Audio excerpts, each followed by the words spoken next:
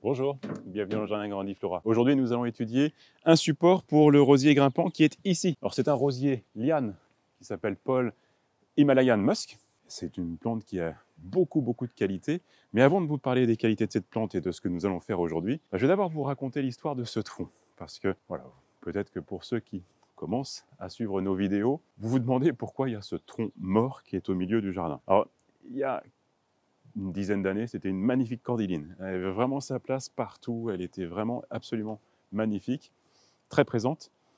Puis il y a 3 ans, elle a commencé à décliner pour ne finir qu'avec ce tronc. Alors, il y a 2 ans, quand nous avons commencé nos émissions, j'ai souhaité attendre avant de prendre une solution trop radicale, parce qu'on constate souvent sur les cordylines qu'il y a des départs sur les troncs, même si l'aspect aérien est vraiment moche. En fait, il y a encore de la vie dans le tronc, et la plante refait des pousses de manière aléatoire sur le tronc. Et on le constate bien ici, en fait, à un endroit, je dirais, totalement imprévisible. En fait, il y a une ouverture et la cordyline a fait un départ. Donc voilà, c'est un petit peu pour ça que j'ai souhaité attendre. Alors, vous pouvez vous poser la question, pourquoi il y a un beau sujet au pied et le sujet qui est mort ici? En fait, c'est 2 pieds différents. J'avais planté ce sujet-là bien après que celui-ci soit installé, parce que je trouvais très joli le décor. Et surtout, j'adore quand il y a des mouvements, comme on le voit ici, qui sortent sur le massif. Je trouve ça toujours magnifique quand la plante en fait s'approprie l'espace et que ça crée différents scénarios. Pour en revenir sur notre sujet ici, en voyant pendant 1 an qu'il n'y avait vraiment plus de vie, que la plante restait complètement inerte, j'ai décidé de l'utiliser comme support. Et donc c'est là où j'ai mis le grillage sur le tronc et j'ai planté au pied une annuelle qui peut être vivace dans les climats doux, la Suzanne aux yeux noirs, la Fumbergia alata, en espérant qu'elle vienne bien coloniser l'espace. Mais bon, c'est vrai que ce sont des plantes qui montent à 1,50 m, donc elle a fait quelques pousses, elle a fait quelques tiges, il y a eu des fleurs, mais voilà, il y a tellement de monde dans ce secteur qu'elle était elle est passée un petit peu inaperçue. Cet automne, j'ai décidé de planter ce rosier, comme je disais, le Paul Himalayan Musk, qui a une qualité, c'est d'être un rosier liane. Donc c'est vraiment une plante qui devrait monter très haut, ça peut atteindre 5-6 mètres sans difficulté. On voit très souvent des images où ça colonise les arbres. Donc vraiment, ce sont des plantes très vigoureuses, odorantes, très florifères comme je disais. Mais on va dire qu'elle a un petit défaut, mais pour moi c'est une grande qualité, elle est non remontante. Et je dis c'est une grande qualité parce que trop souvent on plante et on recherche des plantes qui vont avoir une floraison les plus longues possibles. On recherche toujours les rosiers remontants, on recherche toujours les plantes qui vont avoir une très longue floraison sur la partie estivale. Et c'est dommage parce qu'en fait, imaginons que le rosier s'installe ici et soit en fleurs pendant 3-4 mois, même si c'est de manière avec des alternances, en fait, l'attention va être tout le temps concentrée sur ce milieu de notre parcelle et ça va prendre toute la lumière du terrain. Alors que vraiment, j'ai envie qu'il y ait des mouvements et que le regard se pose sur différents endroits à différentes périodes de l'année. Par exemple, le viburnum qui est là, il va venir en fleurs d'ici quelques semaines. Le rosier qui est ici prendra le relais. Alors c'est vrai qu'il y a le rosier Emera qui est là, qui est de toute beauté, et qui montre un petit peu cet exemple, comme quoi il prend toute l'attraction. Mais j'ai envie que les lilas des Indes, ils aient leur présence également quand ils vont venir en fleurs cet été. Voilà, donc le jeu, il est là. Ne cherchez pas forcément à figer votre jardin avec des plantes qui vont être très florifères longtemps, parce qu'en fait, à un moment donné, vous allez vous en lasser, parce qu'il manquera un petit peu de rythme. Donc vraiment, jouez dans vos jardins avec les qualités des plantes, avec ces floraisons qui s'alternent, et surtout avec les 4 saisons. C'est ça le sujet le plus important, c'est de vraiment faire en sorte que votre jardin soit un tableau toute l'année. Alors revenons à notre sujet. Le rosier ici est orienté et prêt à s'attaquer à ce support. Alors, je le savais, le sujet est un petit peu bancal. Pourquoi? Parce que certes, les cordylines sont des plantes ligneuses, mais contrairement aux arbres, elles n'ont pas un tronc aussi solide.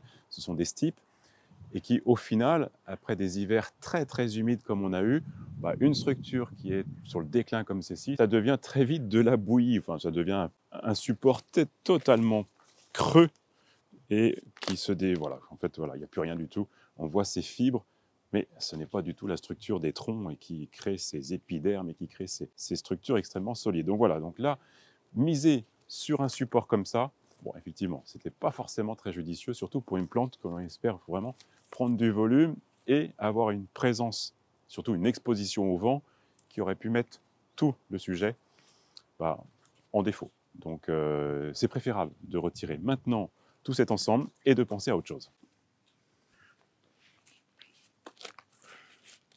C'est tellement humide que ça en est même colonisé par plein de petits animaux, dont des limaces. Voilà, ça y est, elle a trouvé son confort ici. Oh, je dérange tout le monde. On pourrait reprendre cette idée d'avoir un support naturel, comme un tronc. Et c'est vrai que j'ai pensé à ce tronc que l'on a fait tomber il y a quelques semaines au niveau de nos saules. J'avais quand même une belle structure, pas assez ramifiée à mon goût. Et puis surtout, il fallait trouver le moyen de la sceller, parce que comme je l'ai dit, le rosier va quand même s'installer dessus, va être une prise au vent. Donc il faut faire quelque chose de sérieux. Alors, certes, ça aurait pu être joli, mais ça demande beaucoup de travail. Et puis au final, malgré tout, le tronc, avec des hivers comme ça, pendant 4 ou 5 ans, ça peut tenir. Puis après, ça va décliner parce que naturellement, la nature va se mettre dessus, comme on l'a vu sur la cordyline. Donc bon, ça, c'est pas l'option que je retiens. Deuxième option, bien entendu, c'est d'aller dans les sujets traditionnels des structures, alors des arches ou des obélisques, où on voit beaucoup de rosiers grimpants, rosiers lianes sur ce type de support. Alors déjà, j'ai 2 arches qui sont destinés à d'autres plantes. Puis ici, on est au milieu d'un massif, donc l'arche n'aurait pas vraiment d'intérêt. De créer une gloriette, en fait, pareil, il n'y a pas d'intérêt de l'amener ici. Donc voilà, toutes ces structures traditionnelles qui accueillent les rosiers, je n'ai pas vraiment de raison de les amener ici. Alors, le meilleur sujet, à mon avis, c'est de reprendre les obélisques tels que l'on a dans le jardin ici, de l'autre côté. Puis le rosier, devant se développer comme je le souhaite sur 3, 4 et pouvant atteindre 5-6 mètres comme on disait. Voilà, c'est une plante qui va quand même avoir une belle emprise, donc il faut un beau support. Alors, je prends l'option de mettre le même type de support qu'on a mis pour le kiwi, c'est-à-dire un treillis que je vais écarter sur 2 mètres de haut. Je vais mettre sur les supports que je réutilise là, de la clôture qu'on a fait tomber il y a quelques semaines au niveau du potager. Les positionner ici, créer un petit décalage pour essayer de quand même avoir 2 panneaux sur lesquels je vais pouvoir guider ce rosier.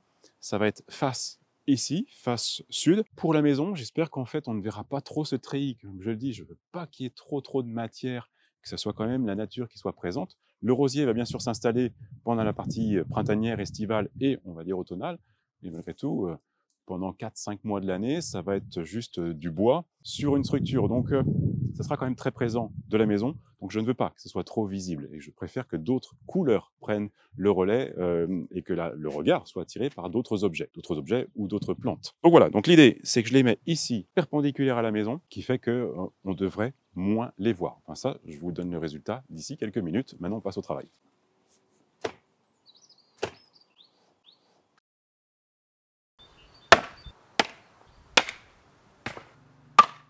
Voilà, je pense qu'ils sont alignés comme je le souhaite, c'est-à-dire dans la parallèle du massif, mais également perpendiculaire à la maison. C'est ça qui est le plus important pour ne pas voir trop le treillis qu'on va mettre maintenant. Puis également pour laisser cette cordyline là qui s'avance, je trouve ça vraiment merveilleux, comme je vous le disais, d'avoir ces pieds qui vont se détacher du massif, de détacher du groupe.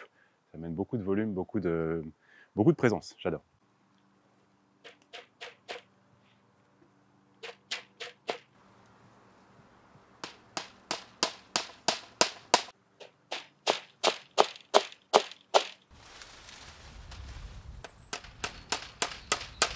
Bon, je suis assez content du rendu. C'est pas trop présent par rapport au baie du salon et de la maison.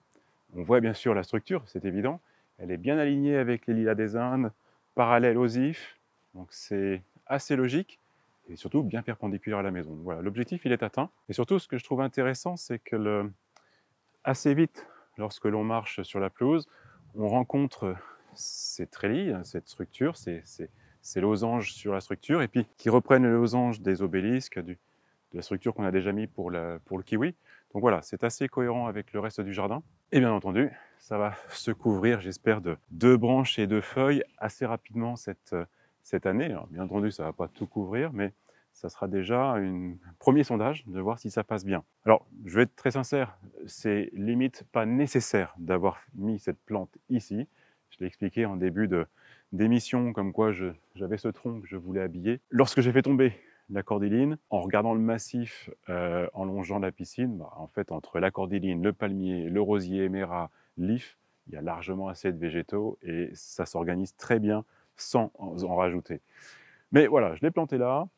C'est pas maintenant que je veux le déterrer parce que ça y est, il est en train de faire tous ses démarrages, les radicelles sont en train de bien travailler, donc c'est vraiment pas le moment de le retirer du sol. On va observer cette année ce que ça donne. Est-ce que ça habille correctement? Est-ce que ça apporte quelque chose de plus dans cet environnement? Si c'est pas le cas, tout ce que l'on a monté, c'est démontable. Donc on démontera et puis on retrouvera un autre endroit dans le jardin pour le positionner.